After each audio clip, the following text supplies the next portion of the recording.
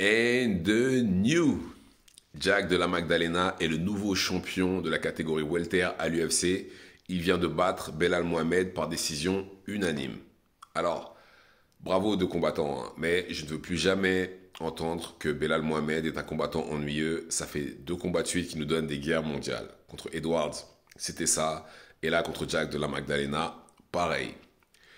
Et je pense que Belal Mohamed a fait l'erreur de penser que c'était un striker. Je pense que c'est l'erreur qui a été commise. Parce que s'il avait plus utilisé sa lutte, il aurait sûrement gagné. Parce que, bon, certes, au début, Jack de la Magdalena défendait très très bien la lutte. Je crois qu'au deuxième round, au troisième round, même un truc comme ça, il devait être à 4 sur 4. Mais après, au fur et à mesure du combat, la lutte commençait de plus en plus à passer. Et je pense que s'il avait utilisé sa lutte, un peu plus sa lutte, pardon, je pense qu'il aurait sûrement conservé sa ceinture. Mais voilà, de l'autre côté, il avait Jack de la Magdalena, qui est un excellent striker, qui, sa main droite était téléguidée, elle est tout droit dans le menton ou dans le nez de Belal Mohamed. Et même défensivement, c'était bien, il bougeait bien la tête. Et même la stratégie, qui était très... Et d'ailleurs, c'est peut-être même pour ça que Belal n'a pas tenté autant de takedown. C'est parce que ce qu'il faisait, c'est qu'il faisait beaucoup de mouvements latéraux de façon à ce que Belal ne tente pas de takedown. Et bah, forcément, ça a marché, vous l'avez bien vu. Et franchement, jusqu'à ce que j'entende l'annonceur dire que Jack de la Magdalena était le vainqueur, j'étais persuadé que Belal garderait sa ceinture parce qu'au 5e round, il a quand même réussi à emmener Jack de la Magdalena au sol. Il a maintenu là-bas. Mais voilà. Le strike. Et bon, d'un autre côté, Jack l'a quand même sonné plusieurs fois dans le cinquième round. Et il a aussi fait signer. Et dans la tête de certains juges, ça peut peser aussi. Mais dans tous les cas, franchement, encore une fois, bravo aux deux combattants. Ils nous ont donné un excellent combat. Bravo aux deux. Et hâte de voir justement Jack de la Magdalena maintenant qu'il est champion. Je ne pense pas que Belal aura un rematch parce qu'il a été champion, il a obtenu la ceinture, il a perdu là déjà. Et j'ai envie de dire, il n'a pas donné de rematch à Edwards. L'arroseur arrosé. Et bah, je pense que le prochain pour de la Magdalena, ça va sûrement être Shavkat. Là, ça va être un peu plus compliqué parce que là, il va se retrouver contre quelqu'un qui va constamment l'emmener au sol et qui est très très bon au sol. Bon courage. Mais notamment sur cette carte, on a eu le retour de Benoît Saint-Denis. Et là, cette fois-ci, bien structuré, avec une équipe, avec un coach, etc. Et ça n'avait rien à voir euh, avec le combat contre Moïcano. Là, on avait un Benoît Saint-Denis qui avait un game plan. On a eu un Benoît Saint-Denis qui était discipliné, qui n'a pas fait n'importe quoi, qui n'est pas non plus parti à l'abordage. Enfin, si, quand même, au deuxième round, je ne vais pas mentir, au début, il est quand même parti à l'abordage. Il a pris quelques droites, il a eu de la chance que son adversaire ne soit pas un gros puncher, parce que sinon il serait fait coucher. Mais voilà, c'était déjà mieux que contre Moïcano et que contre... bon, même si Poirier, il avait Warren avec lui, mais voilà, il n'était pas discipliné, c'est d'ailleurs peut-être pour ça qu'il a perdu. Mais en tout cas, ça n'a rien à voir avec le combat contre Moïcano. Et franchement, bravo à lui, il a gagné par soumission au deuxième round. Et ça y est, il y a une victoire après 2 défaites d'affilée. Franchement, bravo à lui. Et il a assuré. Et j'ai hâte de le revoir très prochainement à l'intérieur d'une cage. De toute façon, avec Saint-Denis, victoire ou défaite, on s'ennuie pas. On s'ennuie pas, c'est toujours bien avec lui. Et donc voilà, hâte de le revoir le plus vite possible de façon à ce qu'il puisse nous divertir encore une fois. Et enfin, on a eu José Aldo qui a posé les gants, il a perdu. Il a posé les gants, il arrête de combattre. Même il a dit physiquement, c'est devenu trop dur pour lui.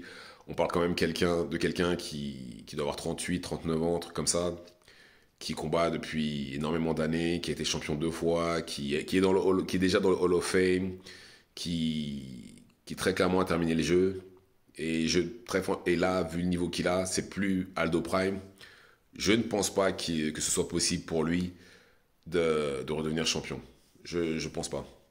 Je pense pas. Et en tout cas, merci pour toutes ces années de divertissement, toutes ces années de combat, toutes ces années où il nous a fait, où il nous a mis des paillettes dans les yeux. C'est un des meilleurs Brésiliens de tous les temps. Il est top 3, très franchement. Top 3 Brésilien de tous les temps. Euh, Hall of Famer. Un des meilleurs featherweight, même de tous les temps tout court, j'ai envie de dire.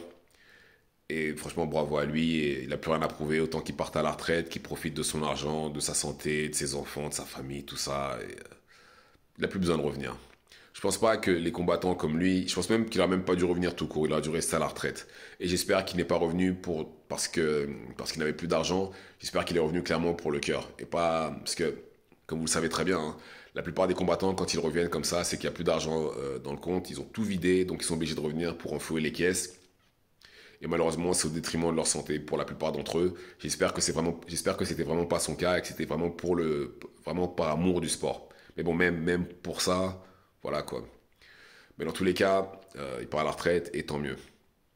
Mais encore une fois, bravo à Jack de la Magdalena, puisque c'était quand même Belal le favori. Bon, après, c'est compréhensible, hein, c'était le champion.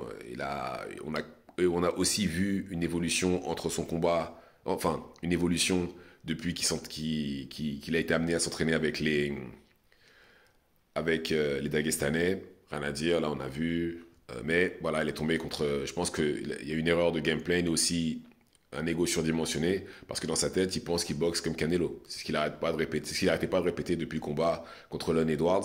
Sauf que là, cette fois-ci, il est tombé contre quelqu'un qui était tout simplement un meilleur striker que lui et qui, contrairement à Leon Edwards, n'a pas baissé les bras. Oui, là, il est tombé sur un os, là, littéralement sur un os. Mais voilà, bon, je pense qu'il reviendra et il reviendra plus fort, c'est tout.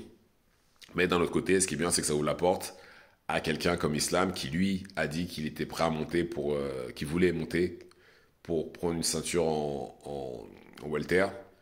Mais vu qu'il voulait pas affronter Belal cette fois-ci, hmm, ça me paraît déjà plus possible. Et je pense que l'UFC va sûrement l'accepter une fois qu'il aura, après son prochain combat.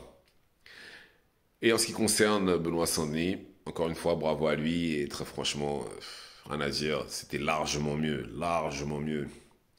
Maintenant, il faut juste qu'il arrête aussi, qu'il resserre sa défense parce que quand il attaque, il est complètement ouvert. Il en a pris deux dans le menton. Certes, c'était pas non plus des météores, hein, mais il en a pris quand même deux dans le menton. Et heureusement que c'était pas un gros puncher. Quelqu'un avec des mains plus lourdes. Ça aurait été pour Ayo Geji, il se serait retrouvé par terre. D'ailleurs, à la fin de son combat, il a call-out justement celui du top 10, il a call-out Gamrot, je crois, il me semble. Gamrot, Hooker et Geji. Il est prêt à affronter un de ceux-là justement prochainement. Même si je pense qu'à ce stade-là, Geji par exemple, lui, est plus proche d'un title shot qu'autre chose. Donc je ne pense pas qu'il va l'affronter. Et, mais bon, c'est bien ce qu'il a fait au moins. Comme ça, il montre son intention de combattre quelqu'un de mieux classé de façon à pouvoir remonter, se retrouver dans une position favorable ou même rentrer dans le top 10. Puisque ça, c'est quelque chose malheureusement qu'il n'a pas réussi à faire avant. Il serait rentré dans le top 10 s'il avait battu Poirier. Malheureusement, ça n'est pas arrivé. Il est resté juste en dessous. Mais dans tous les cas, c'était une bonne soirée. J'espère que vous avez apprécié autant que moi. Dites-moi ce que vous en pensez dans les commentaires. Activez la cloche de façon à être tenu au courant quand je posterai de nouvelles vidéos. Et c'est tout pour moi. Ciao, ciao.